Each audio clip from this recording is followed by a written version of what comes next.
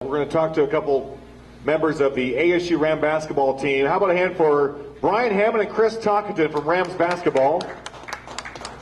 The Rams are going to the postseason first time in 4 years. They play in the conference tournament quarterfinals Thursday at 2:30.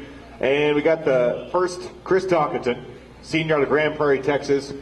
First off, Chris, you know, one of the best shooters on the team, and I noticed you had a kind of a change to the face. You look about 10 years younger now. Tell me what happened. Well, there comes a time in every man's life where he looks in the mirror and realizes it's time for a change. And that change came for me a couple weeks ago. Yeah. We were on a 2-game losing streak. I wasn't shooting the ball very well, and it was the first thing that I figured had to go. Was this suggested by your coach, or is it just this is something you looked in the mirror and found this out yourself? I literally went to the bathroom and I looked at it. I was like, it's just not doing it for me anymore. And I've had some good results ever since I shaved it, though. So now, as far as socially, yeah, with the ladies, has it helped or hurt? The ladies love the baby face. So I'm starting to get a little bit more scruff now. They like the scruff too, but I understand. Gotcha. Yeah, it's definitely been a good look so far. Now let's go to the guy that's sitting right by you, Bryan Hammond, who has got the scruff and then some, and he's got a girlfriend as well. So Bryan, you've really let it go. Is that become like the superstitious fear? When did you last shave that thing? Last time I shaved it was probably mid-August. It's been that long? Yeah, it's been that long. I kind of trimmed it down every now and then, but I never shaved it off since about mid-August. Okay. He hasn't decided to be a changed man yet. Nah, I have to stay true to the game. Like I was telling, we started growing around the same time, and then when he cut it off, he knocked on my door, and I kind of really didn't even realize who he was. His face was all small and stuff, But I have to just stay true to it. I don't feel like I'm gonna cut it in a while. You don't look in the same kind of mirror that Chris looks into. Nah, not at all. Not at all. Okay. Bryan Hammond's here with us along with Chris Talkington. All right, you guys are headed to the playoffs. So both of you are seniors. Bryan, you're a senior out of New Orleans. Both of you came from Nicholls State here at Angelo State. Talk about what it means for both of you. It was a struggle last season. Now here you are. You're in the tournament first time as a Ram. It means a lot to both of us. We came in together. Last year was a real struggle. So when Coach came in this year, he knew we was going to have to make a lot of changes. So we just bought in and reaping the work that we put in. It definitely feels good, especially after last season. It was definitely a letdown. And we both played in both our freshman and sophomore year at Nicholls. We played in the conference tournament. It's definitely a special time of the year.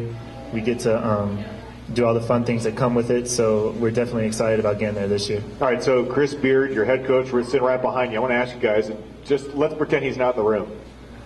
Has there ever been a time, because we all know he's a very intense coach at times, that you were scared for your life, or close to it? Not necessarily scared for my life, but scared for my basketball life, maybe. Sometimes, I didn't think I was ever going to see the court again, but we paid your dues. Yeah, definitely, and it's worked out for the best. Bryan, was it hard to adjust, or tell me about? It really wasn't that hard to adjust. I had a lot of hard coaches, but Coach Beard is definitely one of a kind. Halftime, after the game, before the games, you really don't know what you're going to get, so everybody just be on the edge of their seats just wondering what we're going to get, but can't tell. That was a big win for you guys this last Saturday at Keensville. So what was it like in the locker room after that game? We knew it was at stake, so it was good and bad. We just knew that we couldn't really be content with just that one win. We had a long season ahead of us, so it was filled with joy. We knew we was going to go into the conference tournament, the third seed, and just try to keep it going. Let's pass the microphone now to Coach Beer right behind you. All right, so Coach, you hear what Bryan and Chris have been saying, and these guys, you've said before, your seniors are vital to the team. They're the heartbeat of the team. Yeah, no question. When I look at these guys, I think back of the first time we met, which was last spring. After we accepted the job, Cinco and I had a chance to sit down with Bryan and Chris, and really the first time we met, if these guys will remember, we did a lot of listening, not talking. We asked them what they were trying to get out of their senior year and what their goals were. And I actually have some notes back from those meetings months ago and had a chance to look at them the other day. And we've accomplished a lot of that. Both these guys wanted to win, number one. Both of them wanted to graduate on time, which is about to happen. So I couldn't be more proud than these two guys. Chris Beard's with us, head coach of ASU Rams basketball. With Chris Talkington, Bryan Hammond. The Rams play conference quarterfinals Thursday at 2:30. You said you've been looking forward, Coach, the whole year to March. Do you sleep now in the month of March, or are you awake 24/7?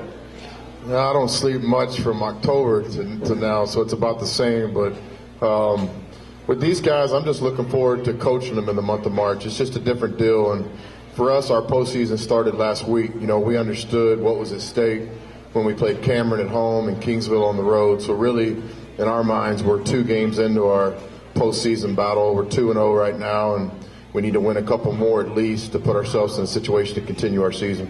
You coached underneath one of the greatest coaches of all time. You said the greatest coach of all time, a great teacher, and Bobby Knight, who was known for how his teams played in March, and he was also known for a lot of stories in March. Do you have a favorite? I'm sure you got tons of Bobby Knight stories. We don't have enough time for all that. Is there a March Madness story you have that comes to mind, or something in the postseason? Are we at like the PG-13 level, or are we all? We're going to have to keep it. How about PG? Yeah. Well, one thing a lot of people don't associate with Coach. When you think of Coach Knight, you think of like real intense. And obviously, you know, a lot of practice and preparation. But one of the key things that I learned from Coach this time, tournament time, is really time to tone it down, not turn it up. And like today's practice, these guys could tell you we just worked out for about 55 minutes tonight is all we did, and tomorrow we'll do about an hour, and because we really want to be the freshest team in the country come Thursday afternoon. So learned a lot from Coach, but that was one of the things. It was almost like a different season. When you get to this point, you know, it is what it is. You either trust your players and you feel like you got a chance, or you don't. And with these guys, especially the 2 to my right now, I'm just looking forward to this weekend, seeing how these guys compete in this type of situation where the lights are going to be a little bit brighter than they have in the past. Coach, what's been your biggest surprise, good surprise this year of your team?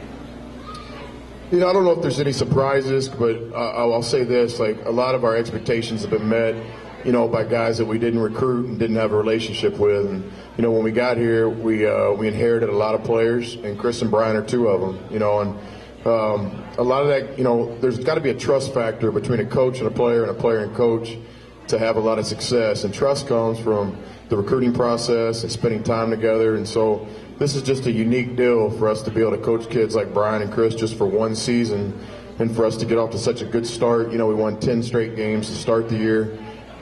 We had a good winning season in the Lone Star Conference, and so I don't know if I'm surprised, but I'm really pleased with the fact that our relationship came together so quickly.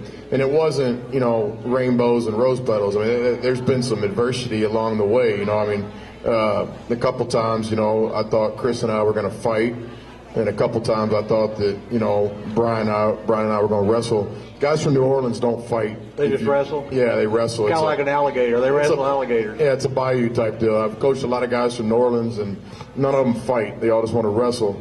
But Chris being from Dallas, you 214 or 972. 214 guys fight. So, but no, there's been a lot of ups and downs, but I couldn't be more proud to be these guys' coach right now. I mean it. I wouldn't trade these 2 guys for anybody in the conference right now. I really wouldn't. And I'm excited about coaching them, you know, here in a couple of days in the month of March. UFC fight between Bryan and Chris, who wins? So that's wrestling and fighting. Too much love between these guys. You know, these guys are like Ebony. They would hug it out. Ebony and Ivory. What's that show on MTV with the white guy and black guy? What is it? Big and Rob? Yeah, Rob and Big, Ebony and Ivory. No, this is a special relationship. It's a key to our season and the success we've had, because these guys aren't like the common teammates that are good buddies and then they just hang out by themselves. That's not them at all. These guys have really brought the team together. The new guys that came in that weren't at Angelo State last year, Chris and Bryan, welcomed them. The returning players, you know, these guys have done a great job with leadership. Really, the leadership of our team in a lot of ways has been Bryan and Chris. I'm going to ask you one more thing. You've got Coach Chris Beard, Angelo State Rams basketball, Bryan Hammond, Chris Talkington, live at Conscious Downtown. This is Sports Huddle, top of the hour, 6 o'clock. And we got all these people now coming in. A lot of people from Wally here. And of course, you have a former Wall Hawk and Justin Walling on your team. Here's a chance. Yeah, make some noise. So, Coach, you've proven to me a long time ago that you're really good at pep talks. So you got a fan base here. You have a chance to get these people rallied together. Tell them why ASU Rams basketball can win the conference championship this week. Well, I really think when you talk about winning, you're talking about more than just one team or one program. You're really talking about a community. And nobody has won more in this part of the state than the Wall program. When I was at Texas Tech, we recruited a player from Wall. Justin Walling's been a huge part of our team. So really what we're trying to do at Angelo State is just follow what Wall has done in a lot of sports. Most recently in girls basketball, winning the state championship. That was not only big for them, but that was big for the area. I actually talked to a recruit last night on the phone that was familiar with Wall winning it. So I don't know if it's a rally call, but we're simply going to try to follow in y'all's footsteps and try to continue the success in this part of the state. Sound good to me. How about a hand for head coach Chris Beer and the Angelo State Rams, Bryan, Hammond, and Chris Talkington. You can listen to the game on the radio at 2:30 on Thursday on 1260 AM KKSA. And Chris, I saw you raise your hand when I said who's going to win between you and Bryan if y'all ever wrestled or fought. I mean, I'm a pretty confident person, so I would put all my money on me. I would empty up my whole bank account out and give it to a bookie and gamble on myself. On yourself, that. really? Yeah, okay. For sure. Brian's just laughing over there. You got to have something to Yeah, say. he doesn't want it. I guarantee it. Chris looks a little like an alligator. I feel the same way. I mean, he has a couple pounds on me, but I mean, it's going to be a fight. I mean, whoever wins. But I'll put that same amount of money times 2 on myself. Yeah, and I'm smarter, like Coach said. This is a sports bar. Do they have any boxing gloves in here? We can settle this right now. They have that boxing machine right behind you over there. We could settle this right now for the people to see. I mean, okay. All right. We got some bookies probably here in the house somewhere. All right. This is Concho's Downtown. Coming up next, we're going to talk to the coach of